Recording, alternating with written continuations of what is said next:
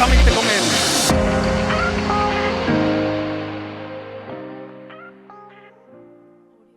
Thank you. Quiero agradecer a Dios por los ministros de la palabra a través de la música, que verdaderamente no se han quedado con nada de lo que han recibido, sino que de gracia están dando lo que de gracia han recibido. Gracias por afirmar nuestros espíritus, gracias por hablar lo que Dios ha puesto en sus corazones. Pastora, gracias. Cintia, gracias. Músicos, gracias.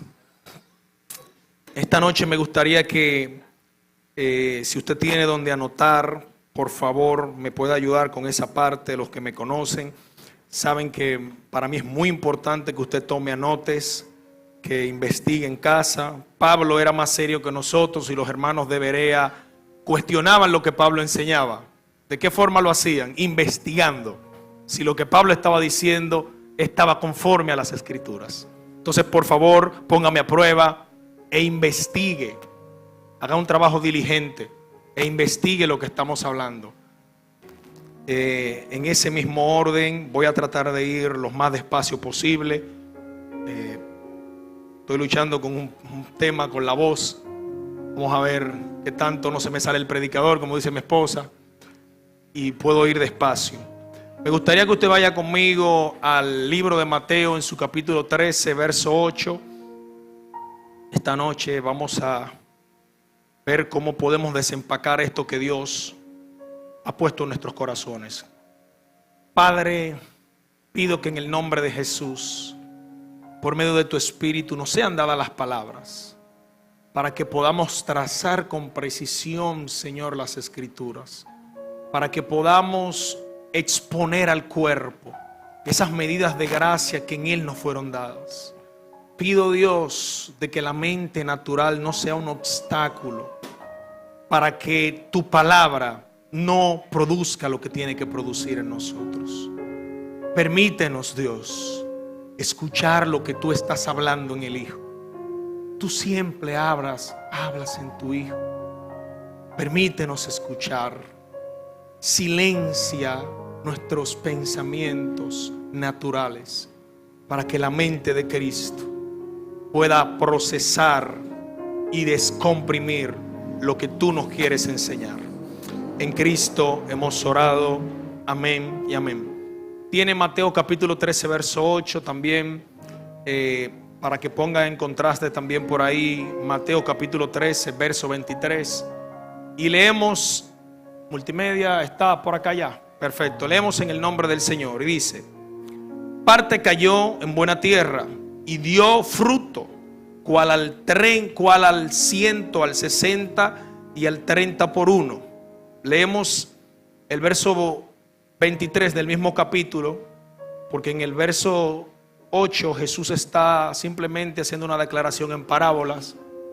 Luego en el verso 23 Jesús está explicando a qué Él se estaba refiriendo con eso de que la semilla cae en tierra, que produce, que da frutos.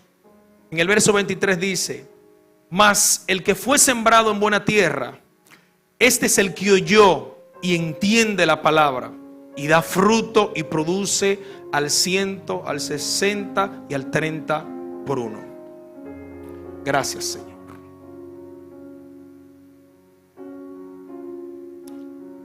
El texto que acabamos de leer expone algo que a mí me gustaría que nosotros esta noche lo contemplemos. Quiero que esta sea una prédica donde nosotros vayamos paso por paso construyendo una línea de pensamiento para que podamos llegar a algunas conclusiones juntos, y que yo no tengo la intención de llegar de forma premeditada, sino que yo quiero que usted vaya conmigo. Trate de prestarme la atención, por favor. Y aquí vamos. Miren, el texto que acabamos de leer tiene una particularidad. Jesús está diciendo que la palabra de Dios, que es representada con una semilla, cae en un terreno. Y en el terreno que la semilla ha caído, el texto dice que tiene una cualidad, un adjetivo calificativo: es buena tierra. Este concepto de buena tierra habla de que la semilla, la totalidad o la plenitud de lo que tiene por dentro es descomprimida en esa buena tierra, porque si usted lee toda la parábola, usted se da cuenta que hay 3 terrenos anteriores, los cuales recibieron la misma semilla, que tiene la misma calidad, o sea que comparte la misma genética, pero que la semilla en estos terrenos no pudo producir o no produjo porque la tierra no tenía el adjetivo calificativo de esta última que acabamos de leer. No era buena tierra. Entonces, en este sentido, podemos decir de que Dios está procurando que lo que Él está hablando en su Hijo produzca en nosotros lo que tiene que producir. Pero como acabamos de mencionar, si no se topa con el elemento activador llamado tierra o buena tierra, no puede darse este elemento. Entonces podemos decir de forma sencilla que Dios todo lo ha creado, o por lo menos en el marco de su palabra, en lo cual me quiero amarrar en este momento, para que produzca. Y lo que Dios ha puesto en nosotros por su palabra tiene que producir de forma automatizada. La palabra de Dios en el libro de Marcos dice que Jesús, mencionando en una conversación con sus discípulos, le dice: cuando la palabra cae en tierra es como una semilla que produce de lo suyo. Y el concepto de lo suyo en este concepto es que la palabra produce de forma automática, pero la automatización de la palabra en cuanto a productividad está muy circunscrita a que se tope con una buena tierra. Entonces es importante que nosotros sepamos esto, que la automatización está configurada en la naturaleza de la semilla. La semilla tiene una naturaleza que nadie tiene que obligarla, nadie la manda a una universidad, nadie ve un cartel que dice: venga semilla y aprenda a producir mangos, porque ella en su configuración natural produce de forma natural conforme al diseño que tiene descrito por dentro. Este tema de la automatización entonces nos lleva a nosotros al siguiente punto. Tenemos que tener una semilla de calidad, pero también tenemos que tener un buen terreno. Cuando estas dos cosas se reúnen, entonces se produce lo que acabo de mencionar: productividad y automatización. Entonces, en ese sentido, podemos decir que no importa la calidad que tenga la semilla, no importa de que la saquemos del mejor invernadero, no importa de que esta semilla, como hoy en día la ciencia permite acceder al código genético para modificar los problemas que puede tener un fruto, no importa que tengamos una semilla genéticamente modificada. Si la semilla no encuentra un ecosistema donde ella pueda expresar eso que tiene por dentro, o sea, un ecosistema que sea igual y de la misma naturaleza a la semilla en la que se está sembrando. Ya de forma reiterada en esta plataforma se ha hablado muy abundantemente de que no podemos tomar una semilla de buena calidad que traemos de la zona norte de nuestro país, una zona fría de la zona de Constanza, y usted decide tomar esa semilla y llevarla a la zona sur de mi país, que de hecho también es una zona muy productiva, pero es un ecosistema totalmente distinto en cuanto a naturaleza en relación a la semilla que acabo de mencionar. Entonces no importa que la semilla de fresa sea buena, si el ecosistema donde ella está siendo plantada no es idóneo o no es buena tierra, entonces la semilla no puede producir conforme a la naturaleza que tiene por dentro. ¿Me va siguiendo? Bueno, en ese sentido podemos decir algo que yo quiero que usted observe: que la semilla y la tierra tienen que ser de la misma naturaleza. Repito, la semilla y la tierra tienen que compartir la misma naturaleza. Si no están estos elementos, no hay forma de que la semilla produzca. Entonces, podemos concluir en lo siguiente: bueno, todo lo que Dios ha creado lo creó para producir de forma automática, pero siempre la automatización estará cuando la semilla esté en el ecosistema idóneo. Segundo, en este sentido, en base a lo que acabamos de leer en el principio, la palabra de Dios va a producir de forma automática en usted o en mí, siempre y cuando seamos buena tierra.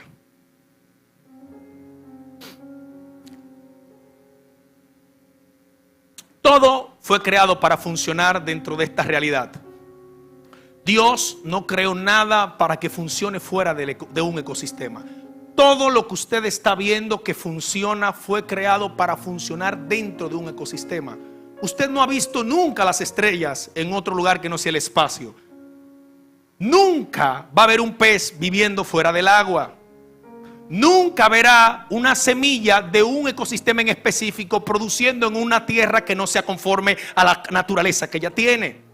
Eso mismo sucede con nuestro cuerpo humano, si queremos llevarlo a otro terreno. No importa la calidad del corazón que usted tiene. Haga conmigo así, corazón, hágase así. No importa tanta sangre que pueda bombear su corazón. Si el corazón, aunque puede de hecho bombear sangre, oxigenar todo el cuerpo, podemos decir lo siguiente, que si no está dentro del ecosistema llamado cuerpo, el corazón no puede producir conforme al diseño para el que fue diseñado. ¿Me va siguiendo? En ese sentido, podemos decir de que el primer hombre, Adán, no escapa de esta realidad. Dios diseñó a Adán también para que operase dentro de un ecosistema. Y ese ecosistema la Biblia le llama el huerto de Edén. Cuando Adán Dios lo crea, usted puede leer toda la narrativa con más tiempo, se va a dar cuenta de que Dios no pone a Adán en cualquier lugar. Tampoco Dios crea a Adán sin que las condiciones medioambientales del ecosistema estuvieran óptimas. Cuando usted lee ese pasaje, usted se da cuenta de que Dios plantó al hombre en el huerto que estaba en Edén. Ese lugar, hablando de Adán en representación del hombre y la mujer, que dice que o era el ecosistema ideal que ellos necesitaban para poder hacer aquello que Dios le había asignado. Hemos hablado ya en pasadas ocasiones de que el primer Adán tenía que cultivar una imagen la cual estaba dentro de sí. Esa imagen tenía que ser reproducida, tenía que ser exportada, y desde esa realidad el hombre iba a gobernar. Pero no se puede cultivar, producir ni exportar, y mucho menos gobernar, si no se está en el ecosistema correcto que Dios ha diseñado. Y esto que acabamos de decir, que parece muy simple, de la ley de que el ecosistema y la semilla tienen que tener la misma naturaleza, nos lleva a entender lo siguiente: ¿por qué Dios saca al primer Adán del huerto?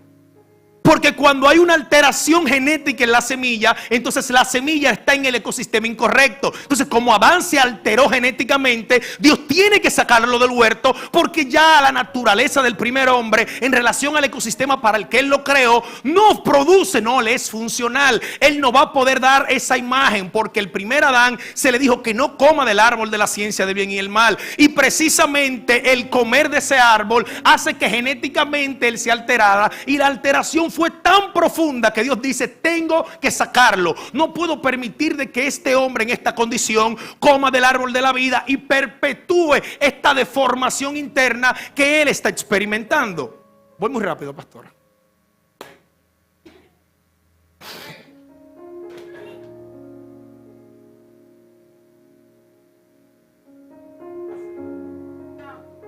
Chanfle.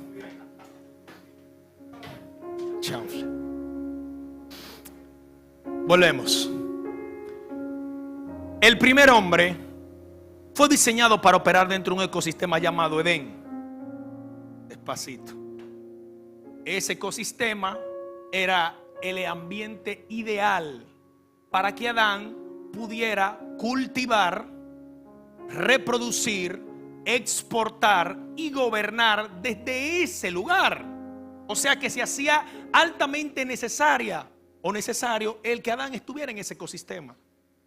Y como ya hemos hablado de que el ecosistema y la semilla tienen que compartir la misma naturaleza, eso nos lleva al punto de entender de que Adán, cuando se altera genéticamente comiendo del árbol que le dijeron que no coma, Dios dice: tenemos una situación aquí, no se corresponde esta semilla con el ecosistema donde él se encuentra. ¿Me va siguiendo? Qué problema este. Ahora voy muy lento, ¿verdad? Entonces, Dios diseñó al primer Adán porque dentro del propósito eterno Dios ha decidido darse a conocer. Y Dios, que es espíritu, se ha provisto de un vehículo visible llamado hombre. El hombre fue diseñado para portar la imagen de Dios.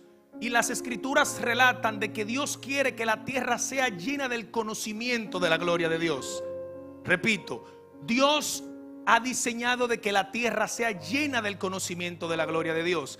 Pero este conocimiento de la gloria de Dios, el cual Dios quiere que llene la tierra, no es un conocimiento que se aprende por sentarnos en una aula, sino que es algo que está incrustado, tenía que estar incrustado en la naturaleza del ser, para que el ser de forma automática replicara lo que él tiene por dentro. A ver, ¿cómo lo digo de esta forma? Nadie le dice al gato cómo maullar. Él maulla, porque eso está codificado dentro de su naturaleza. Entonces al primer Adán, o el diseño era que el hombre pudiera exportar la imagen de Dios que estaba impresa en él. Pero como el hombre comió del árbol incorrecto, entonces él terminó llenando la tierra del conocimiento incorrecto. Tenía que la tierra ser llena del conocimiento de la gloria de Dios, pero comió del árbol de la ciencia del bien y el mal, y la tierra está siendo llena del árbol de la ciencia del bien y del mal. Y esto es interesante, porque Dios saca al hombre y uno pudiera decir, esto no está bien, Dios es injusto. Pero el diagnóstico de Dios es serio, es certero, es muy drástico, pero Dios consuela con verdad. Dios dijo, está muerto, no puede estar en este ecosistema, pero Dios consuela con verdad. Contrario a todos los sistemas de este mundo, que le venden una pantalla a la gente, que le venden gato por liebre, que tratan de simular una cosa cuando en el final no van a poder dar eso que están prometiendo. Pero Dios no se vale de la mentira como plataforma para reunir personas. Dios consuela con la verdad. Y en esta situación usted puede anotar por ahí que en el libro de Efesios capítulo 2 verso 1 dice que la condición en la que se encontraba, o la alteración genética que recibe la primera semilla llamada Adán, es que Dios dice, está muerto. Efesios capítulo 2 verso 1 dice que el hombre estaba muerto en delitos sin pecados. La palabra muerte en ese contexto sería importantísimo que usted la investigue, y es la palabra necrosis. Todo el que ha tenido un tipo de cercanía con el ámbito de la medicina sabe que los cuerpos el cuerpo de una persona que fallece entra en un proceso de necrosis, en el cual la membrana celular es destruida en el núcleo y lo que hace que el cuerpo sea lo que es destruido en ese proceso llamado necrosis, de modo que el estado de ese cuerpo es irreversible. Entonces Dios está diciendo, la condición de la semilla ha sido alterada a tal punto de que es irreversible. Escuche, sígame con atención. Y Dios está diciendo, señores, tengo una semilla que es imposible que pueda dar el fruto para el que yo la diseñé, porque genéticamente se alteró. Y hemos usado la mala expresión de decir que el hombre cayó. Y si tal vez en algún concepto escritural pudiéramos decir que esa palabra tiene una aprobación, sería diciendo que donde el hombre se cayó es un abismo profundo que no se ha parado de caer. Que no se ha parado de caer, porque el estado de depravación y de descomposición del hombre va cada vez de mala en peor. Entonces vamos a relatar una de las cuantas cosas o características que tiene la semilla en cuanto a su alteración. Voy despacio. Efesios capítulo 2 verso 1 dice que el hombre estaba muerto en delitos y pecados. Efesios capítulo 2 verso 3 dice que era un hijo de ira. Romanos capítulo 5 verso 10 dice que el hombre era enemigo de Dios. Efesios capítulo 5 verso 8 dice que el hombre era tinieblas. Primera de Corintios capítulo 15 verso 45 dice que el primer Adán pertenecía a la primera creación. Romanos capítulo 8 verso 1 dice que el primer Adán estaba bajo condenación. Gálatas capítulo 5 verso 21 dice que el primer Adán no tenía derecho a la herencia. Efesios capítulo 4 verso 18 dice que el primer Adán tenía un entendimiento entenebrecido.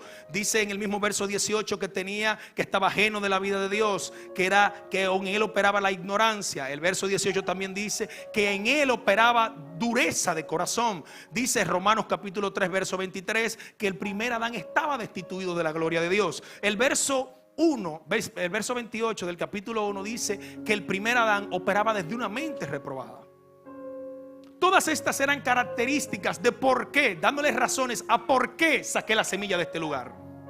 Dios, usted si tiene una semilla de mango en la mano, usted necesita verla producir mangos para saber lo que ella va a producir. Porque la semilla en sí misma tiene una codificación. Entonces Dios no necesitaba ver que el primer Adán produjera un desorden en Edén para sacarlo. Yo sé lo que tú vas a producir. Yo conozco eso.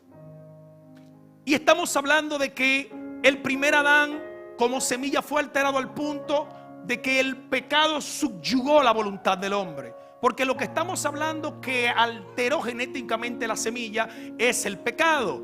Pero el pecado es un poder tan avasallante, tan imponente, tan aplastante, que subyuga la voluntad del ser. No permite que el que está bajo el efecto del pecado tome decisiones algunas. Es más, le voy a decir algo. Nadie que está bajo el poder del pecado decide. Es un esclavo. Usted quiere ponerlo a prueba. Trate de elegir a Dios desde esa condición. Diga, yo lo quiero. Una de las cosas que pasan con los esclavos es que precisamente no tienen voluntad. No tienen derecho a elegir. Ellos hacen, dicen, piensan y sienten lo que dice su Señor.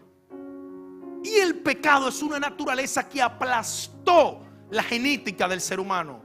La destruyó, la deformó al punto de que ese ser que Dios dijo esto es bueno en gran manera, terminó siendo destituido de la gloria de Dios y considerado enemigo de Dios mismo. En este sentido podemos hacer una breve reseña de lo que pasó con el pecado al interno del hombre. Número uno, el pecado afectó lo que es el espíritu del hombre. Dentro del espíritu del hombre operan tres cosas: lo que es la comunión, lo que es la intuición y lo que es la conciencia. Tengo que acelerar porque si no... La comunión se refiere a que el espíritu del hombre es donde está la sede de interconexión de Dios y el hombre. El punto de reunión, si de alguna forma nos sirve más gráfico para entenderlo. Aquí es donde Dios habla con el hombre. Aquí es donde Dios inicia el gobierno en el hombre, en el espíritu, en ese vínculo de comunión. El pecado, una de las cosas que hizo, lo primero fue romper eso. Y de tener comunión con el Espíritu de Dios, ahora el hombre pasó a tener comunión con los sistemas de este mundo. La comunión, el vínculo de comunión de Dios y el hombre se sostenía en una plataforma de verdad. El pecado ahora sostiene el vínculo de comunión que él tiene con ese sistema en una plataforma de mentira. También afectó lo que es la intuición. ¿Qué es la intuición? Bueno, la intuición en las escrituras pueden ser identificadas como el sistema pedagógico de enseñanza del Espíritu. Suena complejo, pastor, eso.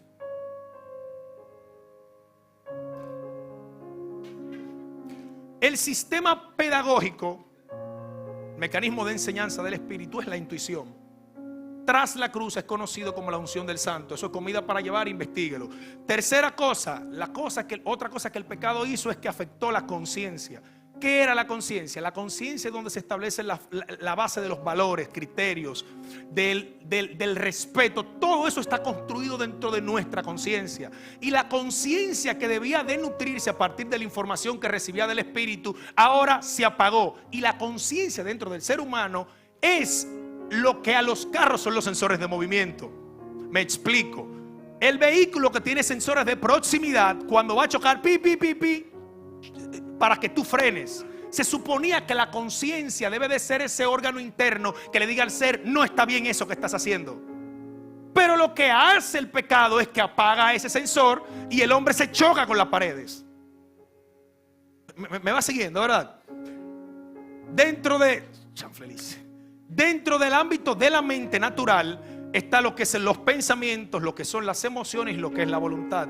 Dentro del ámbito del pensamiento podemos decir que el pecado afectó la respuesta automática que dan los pensamientos, que antes debían de ser conforme a la verdad, pero ahora el pensamiento del hombre es automatizado en dirección de la mentira. El egoísmo, el pleito, la ira, eso es natural en él. Pasa también con lo que es las emociones. Se suponía que el ser que Dios creó en el principio tenía que deleitarse en la verdad, tenía que placerse, gozarse cuando estaba enfrente de la verdad. Pero el pecado lo que hizo es que ahora el hombre no solamente no se place, ahora se incomoda cuando está en presencia de la verdad. Porque el sensor emocional ahora se motiva por fuentes distintas. También pasa lo mismo con la voluntad del hombre. La voluntad del hombre, que se suponía que tenía que ser la que materializara las intenciones del Espíritu de Dios dentro del hombre, dentro del espíritu del hombre, ahora se convirtió en la exacta representación de a qué se parece la corrupción. En palabras simples, la voluntad del hombre es experta desviando los recursos de la asignación para los que fueron dados. Tuerce, En ese sentido, podemos mencionar que esto es lo que hizo la naturaleza de pecado dentro del ser humano. La semilla se alteró de forma irreversible. Ese ser no era reparable. De hecho, que Dios en la obra de la cruz no tiene la intención de reparar al primer Adán.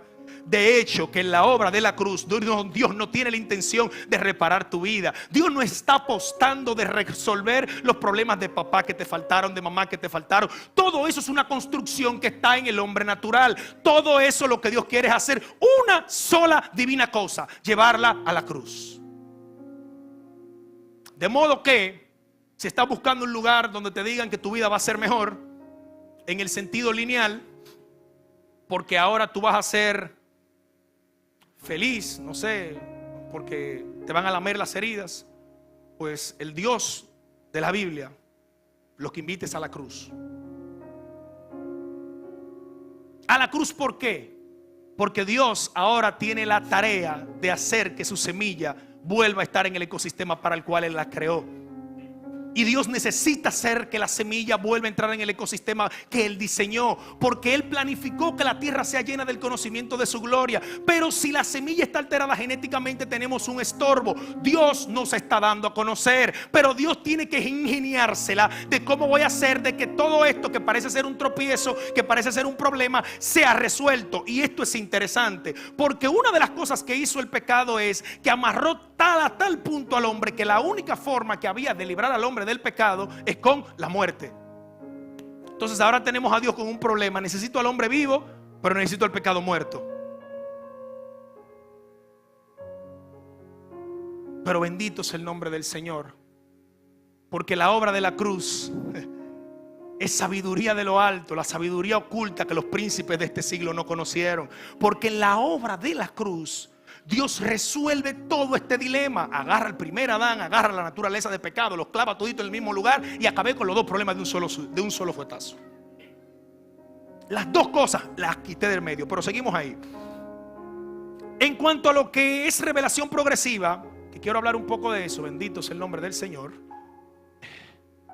Israel es una representación macro de lo que era el primer Adán, o de lo que Dios está tratando de hacer. Yo tengo una nueva semilla. Dios selecciona a Abraham dentro de la multitud. Le dice a esa nueva semilla: yo necesito introducirte en un ecosistema. Adán, Abraham, la nueva semilla, nueva simiente, en la cual serían benditas toda la familia de la tierra, las cuales tomarían la posesión de la puerta de sus enemigos. El que maldijera esta simiente, Dios los iba a maldecir. Y toda esta situación, ahora tenemos la semilla en su versión sombra. Diga conmigo, versión sombra.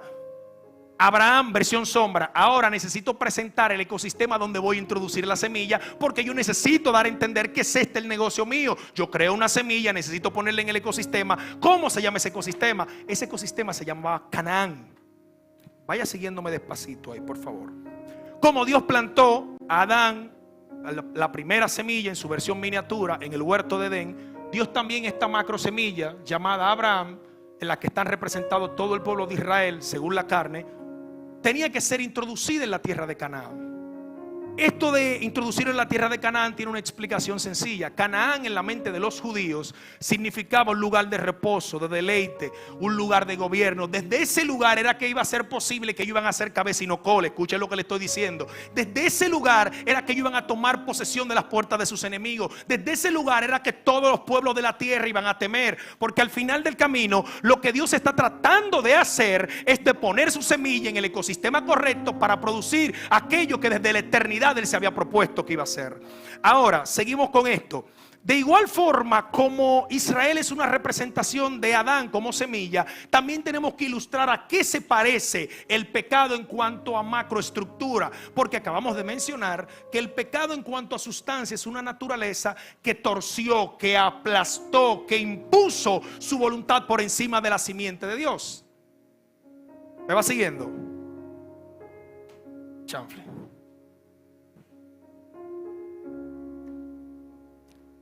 Esta macro representación del poder del pecado, podemos decir que era Egipto. Una de las tantas que podemos citar, que el tiempo no nos daría. Egipto es una representación de a qué se parece el poder de pecado. Eso es lo que hizo con el pueblo de Israel. que era una representación de la simiente de Dios. Cuando Israel estaba en Egipto, la voluntad del pueblo de Israel fue subyugada. Dice que ellos sometieron al pueblo de Israel a tal nivel de servidumbre que ellos estaban amargados. Diga conmigo, amargados. Pero es interesante esto. Todo esto que nosotros estamos viendo que pasó con Israel, que es una versión sombra de la simiente de Dios, es tipo, sombra y figura de lo que pasó al interno del ser. El hombre es introducido en la tierra de Egipto. El pecado los aplasta. Pero esto es lo mismo que pasó con nosotros. A lo interno del ser, nuestro espíritu estaba cautivo en ese ámbito donde el pecado era el que gobernaba. Pero si seguimos la línea narrativa que estoy tratando de dar, podremos entender que Dios liberó a la simiente de Israel de Egipto. Dios la liberó. De hecho, las escrituras dicen que el pueblo de Israel un día cualquiera, dice que mientras se comían un corderito pascual, Dios los liberó. Pero esto es un dato sumamente interesante.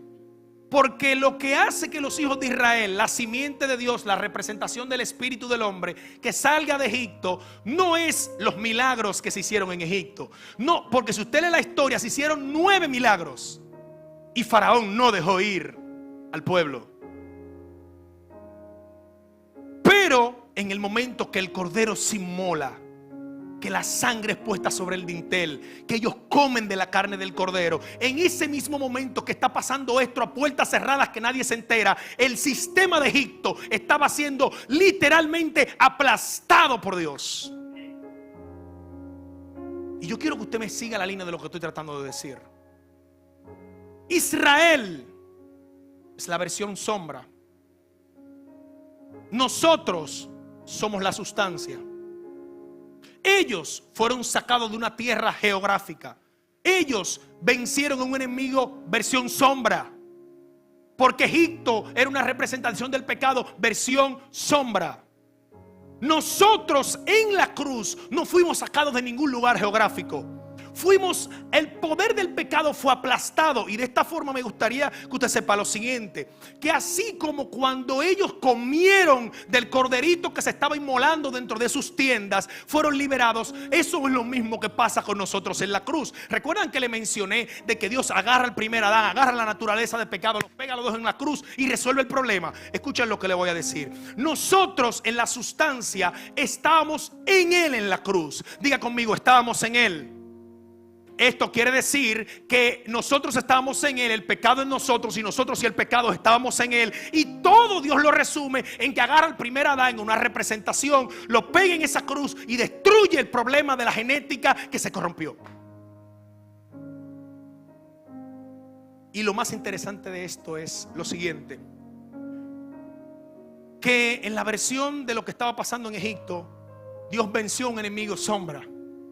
Ellos más para adelante seguían teniendo problemas con otras naciones. Sí, léalo. 7 imperios le dieron más agua a bebé que cualquier muchacho de estos chiquitos a nosotros. Sin embargo, en la obra de la cruz, el consumado es. Dios en la obra de la cruz no estaba enfrentando un enemigo versión sombra, sino que en la cruz estaba venciendo la sustancia que alteró la naturaleza del hombre. El ser corrupto que ya no podía expresar la gloria de Dios estaba siendo librado, pero la única forma de librarlo era por la muerte. Y por eso dice que el yugo de nuestra paz fue sobre Él y que por su llaga fuimos nosotros curados. Y en esa bendita cruz las escrituras dicen que Cristo destruyó por su muerte al que tenía el imperio de la muerte, que era el diablo. En esa bendita cruz, ese consumado, las escrituras dicen claramente que Jesús dijo: consumado es. Oh muerte, yo seré tu muerte. Oh Seol, yo seré tu destrucción. Porque Cristo estaba destruyendo ese enemigo adverso que nos hizo enemigos de Dios, que nos destituyó de su gloria, ese enemigo que nos dejó con una mente reprobada, y de una vez y por todas, por medio de su resurrección, ahora estamos vivos juntamente con Él.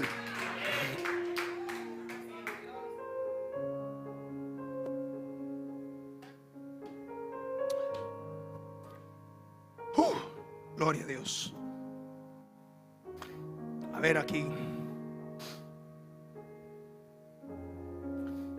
quiero ir resumiendo esto. Escuchen esto que les voy a decir. Ya acabamos de mencionar que Israel salió de Egipto, ¿verdad?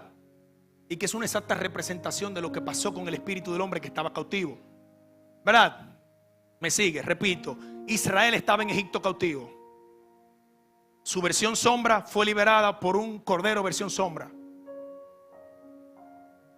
En la cruz, Dios muestra al pueblo real, al pueblo versión sustancia, reúne el problema sustancial y lo destruye en la cruz. En la versión sombra pasa algo interesante que yo quiero que lo tomemos en cuenta, que es que dice que ellos fueron sacados de Egipto, pero el propósito de sacarlos de Egipto no era simplemente sacarlos. Recuerden que ellos son la semilla.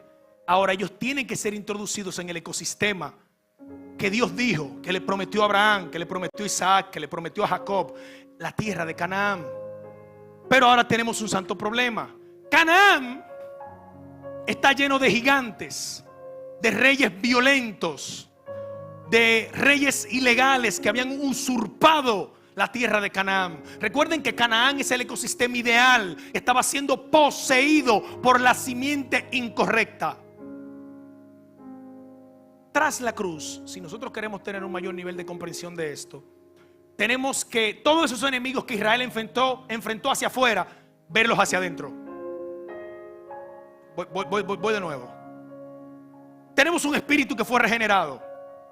Israel sacado de Egipto. Tienen que tomar posesión de la tierra de Canaán.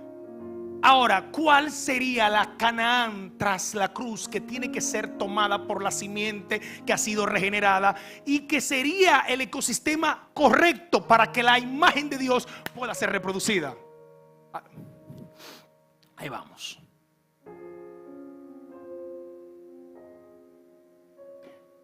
Canaán tras la cruz es el alma. Escuchen lo que les voy a decir. Repito, Canaán tras la cruz es el alma. Tenemos un espíritu regenerado, que está completo, que está pleno, que no le falta nada, que estructuralmente Él tiene la capacidad de producir la imagen de Dios. Pero escuchen esto interesante.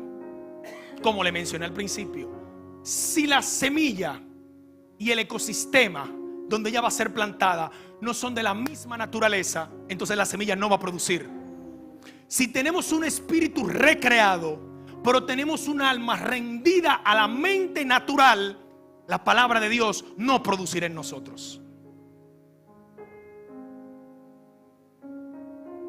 ¿Qué es lo que Dios quiere hacer en nosotros en este tiempo?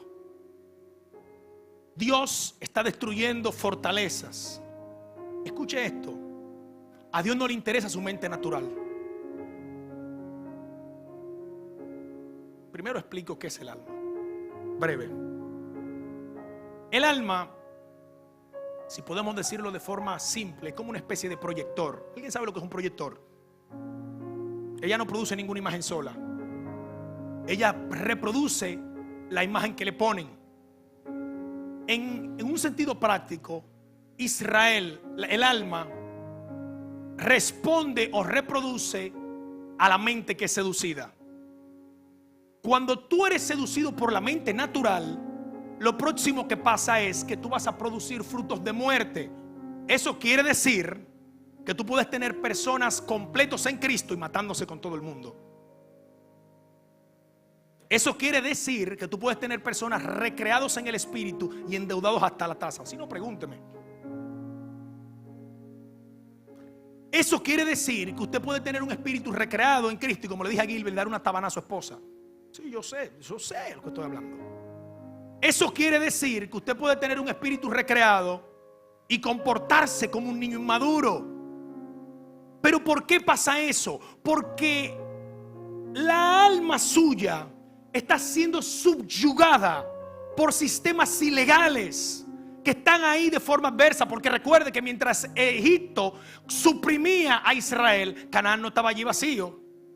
Mientras tu espíritu era esclavo, los sistemas de este mundo te amoldaron en tu forma de pensamiento. Y en esa alma tuya que fue codificada por la mente natural se estructuraron tus gustos, tus deseos, tu forma de pensamiento, tus placeres. Me voy más lejos, tu personalidad y hasta la mía, construida y amoldada por una mente reprobada.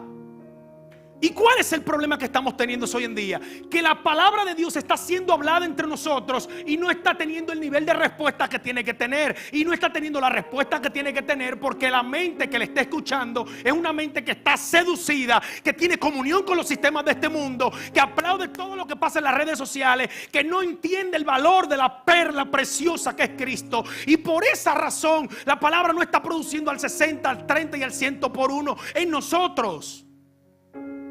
Por esta sencilla razón. ¿Y qué es lo que tiene que pasar? Que esa mente natural tuya tiene que ser llevada a la cruz. Porque el ecosistema ideal para que la vida de Dios que está regenerada en tu espíritu pueda producir esa imagen de Dios es una vida en la cruz. No hay otro camino. La religión te va a proponer cualquier otra cosa. Te van a proponer muchísimas cosas donde te quieren mejorar el alma. Lo que necesitas es pasar por la cruz. Y cantábamos ahorita que sobre todo es, No, que estábamos hablando del señorío de Cristo. Era exactamente lo mismo, pero traducido en mi mente. Chanfle. Tenemos un espíritu que reconoce el gobierno de nuestro Señor, pero tenemos un alma que actúa de forma prepotente sin preguntarle a su Señor. Escuche esto que le voy a decir. Usted fue libre del pecado, pero fue hecho esclavo de Cristo. Pero tenemos un santo amo tan bondadoso que aún habiendo pagado un precio tan elevado, permite que estos cabezones tomen las decisiones que le da la gana. Porque pregúntese, tenía una conversación con alguien y él decía: yo quiero hacer tal cosa. Y de hecho, que le confieso algo, yo quisiera tener doctorados, yo quisiera formarme. Pero escuche algo, eso es lo que yo quiero. Ahora la pregunta sería: a mi Señor, ¿eso es lo que quiere usted? Yo quiero estudiar tal cosa, yo quiero casarme con tal persona, yo quiero vivir de tal forma. ¿Quién fue que nos vendió a nosotros que esto era prosperidad, gozo y aplauso? Señores, lean la vida del apóstol Pablo. Cualquiera de nosotros con una mente amoldada al siglo XXI, un tipo que tenía la cara deformada de toda la pedra que le habían dado, dijera que el diablo se lo está llevando. No había creído que Dios está con él. Piénselo, analícelo, porque este evangelio del siglo XXI que usted y yo estamos adaptados, nosotros estamos bien mientras tenemos gasolina en el vehículo, mientras hay dinero en la cuenta. Pablo dijo: yo he aprendido a vivir en todos los tiempos, en escasez y en abundancia, en todos he aprendido a vivir. Y si tanto que viva como que muera, que la gloria de Cristo sea vista. Pero ese es el resultado de una mente crucificada, una alma rendida a la cruz. Entonces la pregunta que uno tiene que hacerse: ¿cuál de las dos mentes nos está gobernando? ¿Cuál es la realidad de nuestra alma? Y en relación a esto les voy a decir, volviendo al texto que inicié, el saber que la semilla y el ecosistema tienen que ser de la misma naturaleza nos lleva a concluir lo siguiente. Yo hablaba con el pastor Luis Miguel y yo le decía: miren, la parábola del sembrador tiene una particularidad que nosotros siempre le hemos visto como que son 4 terrenos. Siempre.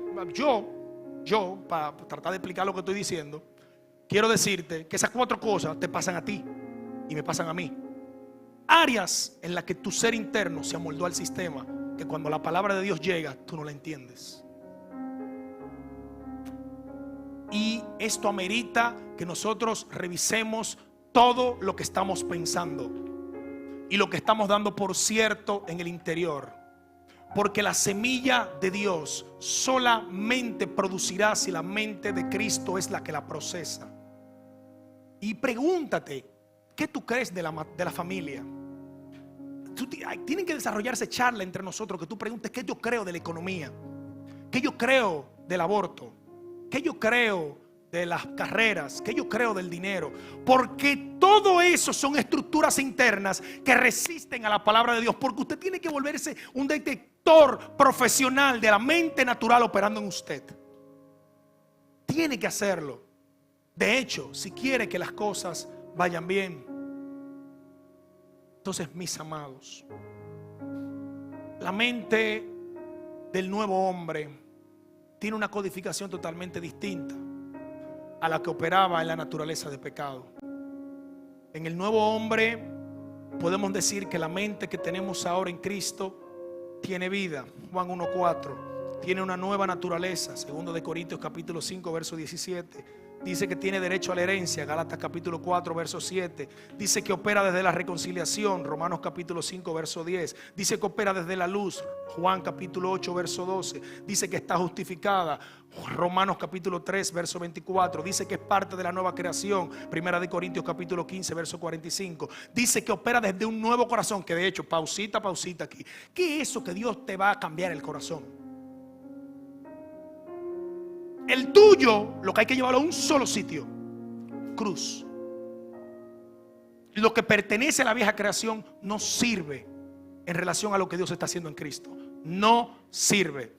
Seguimos. Tiene un nuevo corazón. Está sentado en lugares celestiales. Efesios capítulo 1 verso 3. Dice que ha sido bendecida con toda bendición espiritual en lugares celestiales. Efesios 1 capítulo 3. Dice que opera en ella una paz que sobrepasa todo entendimiento. Está en Filipenses 4:7. Dice que ella es la morada de Dios. Romanos capítulo 8 verso 9. Dice que es la esperanza de gloria en nosotros. Colosenses 1:27. Dice que es donde habita la plenitud de la deidad. Colosenses 2:9. Dice que tiene autoridad, toda autoridad. Efesios capítulo 1 verso 20 al 21. Dice que tiene un nombre que sobre todo nombre. Dice que destruyó a los principados y a las potestades que está sobre ellas, según Colosenses 2:15. Dice que es la simiente prometida. Gálatas 3:16. Dice que es la imagen misma de la sustancia de Dios. Hebreos capítulo 1 verso 3. Y dice que es la imagen visible del Dios invisible. Colosenses capítulo 1 verso 15. ¿Desde cuál de las dos mentes vamos a tomar decisiones? Por sencillas que parezcan, señores, a veces nosotros tenemos todo el sistema de las tinieblas configurando los pasos que vamos a dar. Señores, ¿y qué está de mal en que yo compre el carro que yo quiero? Todo depende de la mente que lo estés comprando. ¿Qué tiene de malo que yo me use ropa de marca? Porque voy a golpear todo. Todo depende de la mente en la que lo estés haciendo. Porque si tú estás pensando que ponerte ropa de marca lo que hace es que te da más valor, entonces no has entendido que esa mente lo que tiene que ir a la cruz. Porque el vacío que tienes por dentro es un vacío del tamaño de Dios. Y permíteme decirte que ni el dinero, ni la fama, ni los deseos, ni los placeres, nada podrá llenar ese vacío. Nada. Nada lo va a llenar. Y para ir concluyendo, para que el equipo de multimedia no me arranque la cabeza,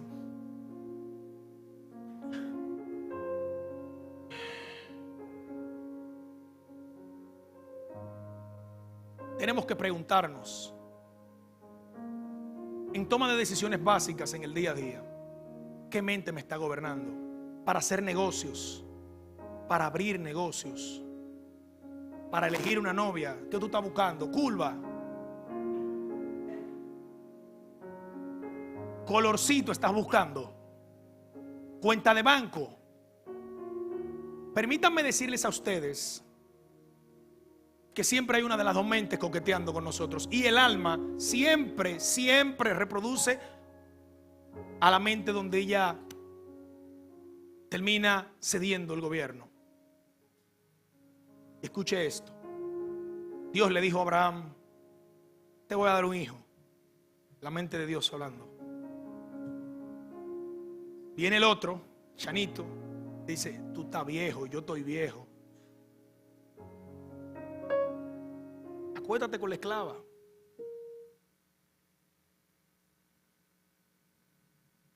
Y todos conocemos el resultado: destrucción. Todavía hoy, en pleno siglo XXI, tenemos a los dos hermanos matándose en Arabia Saudita, esa zona del Medio Oriente, matándose. Dios dijo: no comas, una mente hablando. La otra mente dijo: sí come. ¿A cuál estás escuchando? ¿Cuál es la mente que te está gobernando al momento de elegir hasta tu carrera, universidad? Porque tú no eres libre, o bueno, eres libre en relación al pecado, pero has sido hecho esclavo a Cristo.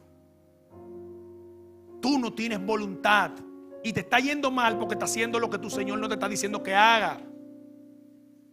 Y por eso el vacío, aunque me vendas una imagen delante de la gente.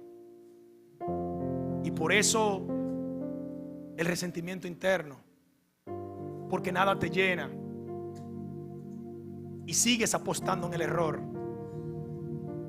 Hoy me acuesto con esta mujer, pero no fue la única mujer con la que se acostó Abraham, porque Génesis 25 dijo que tuvo como 14 muchachos más. Léalo, váyalo, el que está ahí. Porque la mente de uno siempre está coqueteando con una de las dos. Uno está coqueteando con una de las dos. Y lo que hemos sido recreados en Cristo, tenemos que verificar cuál de las dos mentes nos está gobernando. Señores, hasta en una conversación con un empleado que usted tenga, con un colaborador, con un compañero de trabajo, tiene que saber identificar cuál de las dos mentes te está hablando. Sencillo. ¿Cómo saber que el diablo me está hablando? Siempre va a evitar la cruz. Repito, ¿cómo yo sé que es el diablo que me está hablando? Siempre voy a evitar la cruz. Siempre. Porque cuando estoy en una discusión con mi esposa, ¿quieres saber cuál de las dos mentes te está hablando? Quedarme callado representa humillación. Yo escucho una voz que me dice a silencio, pero escucho otra que me dice mándala al carajo. ¿Cuál de las dos me está hablando Dios? Y eso llévelo de forma muy práctica, porque a cada minuto y a cada instante estamos siendo seducidos por una de las dos. Siendo seducidos. Verifique internamente cuál es la realidad de la mente que le gobierna. Si usted nació de nuevo, todos esos pensamientos que no han ido a la cruz están gobernándole de forma ilegal. Ilegal. Pero usted tiene que estar consciente. Y voy a concluir con esto que el pastor ha dicho y que hemos estado hablando en los últimos días. Nadie venderá todo para elegir a Cristo si no entiende el valor que Él tiene. Nadie. ¿Tú sabes por qué tú defiendes tus criterios, tu personalidad? Porque te ocultas detrás de eso. ¿Tú sabes por qué lo defiendes? Porque tú no entiendes el diagnóstico de Dios y tú crees que tú eres medio bueno y que tú te merecías la bondad de Dios. Tú lo crees, tú te engañas.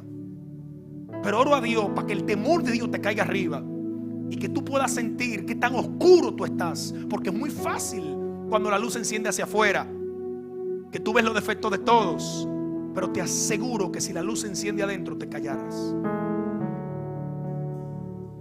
porque tú te darás cuenta del desorden que tienes por dentro. Entonces tenemos que llevar nuestra mente natural a la cruz. Tenemos que pasar por la cruz. ¿Y ustedes saben cuándo? Todos los días. Segunda de Corintios 4:4 dice que Pablo decía: yo, donde quiera que voy, llevo la muerte de Jesús, para que en mi vida natural, en mi cuerpo mortal, sea vista la vida de Jesús. Si te bajas de la cruz, ¿sabe lo que va a pasar? ¿Quieres ver su gloria?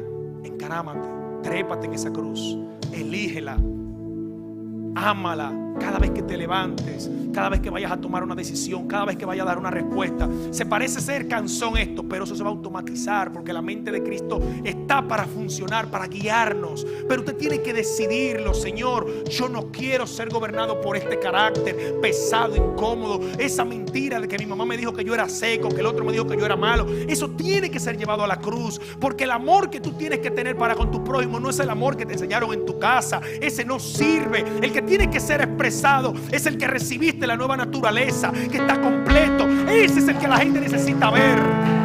Ese es. Quiero orar a Dios por dos grupos de personas. Quiero orar por los que no han pasado de muerte a vida. No tiene que venir nadie aquí adelante. Yo no voy a llamar a nadie. Usted conoce su realidad más que yo.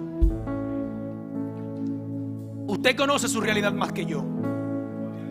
Y quiero orar por los que ya pasaron de muerte a vida, para que los ojos del entendimiento sean alumbrados, a fin de que podamos ver la riqueza de la gracia que en Cristo nos han sido dadas, para que no decidamos sucumbir ante la mente natural. Porque cada vez que hemos decidido por la mente natural nos hemos metido en problemas, señores. Cuando hemos querido buscar soluciones financieras desde la mente natural, lo que hemos hecho es otro problema. Cuando hemos querido buscar soluciones a los conflictos matrimoniales y hemos sido seducidos por la mente natural, lo que hemos tenido es más problemas. Cuando hemos buscado solución ante mi carrera, piense que la mente natural fue la que nos llevó a estudiar contabilidad, nos llevó a estudiar farmacia, nos llevó a estudiar mercadeo, nos llevó a estudiar farmacéutica, cajera bancaria. ¿Y qué tú eres? No, soy abogado. Entonces al final la mente natural nos está haciendo tirar golpes a la aventura. La mente de Cristo nos lleva a la precisión, nos lleva a dar en el blanco, nos debe elegir de forma certera, nos lleva a ver cuál es el camino eterno que Dios ha dispuesto en Cristo. Padre, oro a ti, Señor, para que los ojos del entendimiento de todos los que han pasado de muerte a vida, Dios, sean alumbrados, y que todas las estructuras de pensamiento que se levantan de forma soberbia contra el conocimiento de la gloria de Cristo, el cual es tu imagen, sean destruidas. Que los sensores internos, que la intuición, la conciencia, Dios, pueda ser sensible para que nosotros elijamos tu bien, no el bien desde la mente natural, sino tu bien que es de otra naturaleza. Padre, oro por mis hermanos, a fin de que podamos ser cada vez más plenos, para que nuestros pies no rebalen al ser seducidos por la mente natural. Oro por los que no han pasado de muerte a vida, Dios, para que tu espíritu les convenza, para que el velo de mentira, Dios, que ha sido puesto en ellos para que no crean, sea corrido, para que sean salvos, para que puedan ver de que están presos, esclavos, aunque se sienten libres, están en barrotes de muerte, están bajo yugos de opresión. Padre, que haya luz, de que podamos entender que la cruz no es una opción, que es la única opción, que en la cruz lo resolviste todo, que la cruz sigue siendo la respuesta. Padre, muchas gracias.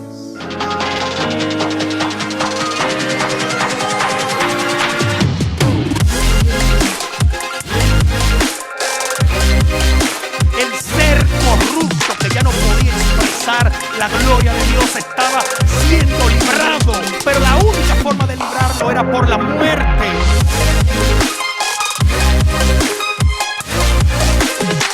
Y de una vez y por todas, por medio de su resurrección, ahora estamos vivos juntamente con Él.